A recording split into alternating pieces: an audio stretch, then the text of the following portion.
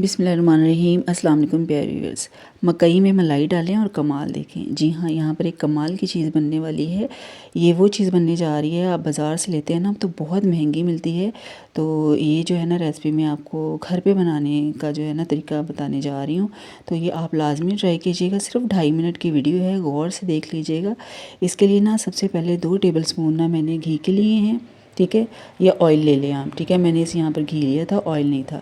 इसमें ना डाली है मकई, 1 कप मकई का लिया है। ये बनाने जा रही हूँ पॉपकॉर्न, ठीक है। ये तो खैर सबको ही आते हैं, लेकिन फिर भी जिनको नहीं आते हैं उनको बता दूँ तरीका। तो इसमें ये डालें। जब ये पॉपकॉर्न जो है इस तरह से बनना शुरू हो जाए ना तो आपने इसके ऊपर दे देना है ढक्कन, ठीक है। तो ढक्कन और फ्लेम जो है ना वो आपने मीडियम रखनी है। अब यकीन करेंगे बहुत ही मज़े की चीज़ बनने जा रही है। आप लाजमी एक बार ट्राई कीजिएगा और सब लाइक करने में और सब्सक्राइब करने में ना कंजूसी ना किया करें, ठीक है ना। चैनल को सब्सक्राइब भी किया करें और लाइक भी किया करें।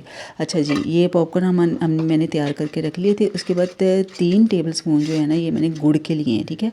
यानी आधे गुड़ की जो पेसी है ना इसको मैंने अच्छी तरह से जो है ना पीस लिया था। इसको हमने डाला है फ्राई पैन में और इसकी अब हम बनाएंगे गचक, ठीक है। इसकी कैरेमल बनाएंगे।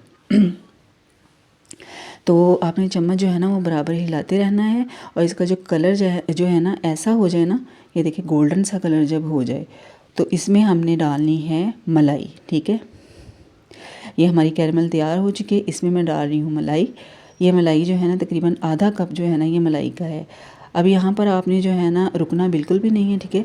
चम्मच को जो है ना हिलाते रहना है और फ्लेम जो है ना वो आपने बिल्कुल स्लो कर देनी है, बिल्कुल लो कर देनी है, ठीक है। अगर आपको ज़रूरत महसूस हो तो आप बंद भी कर सकते हैं सिर्फ थोड़ी देर के लिए।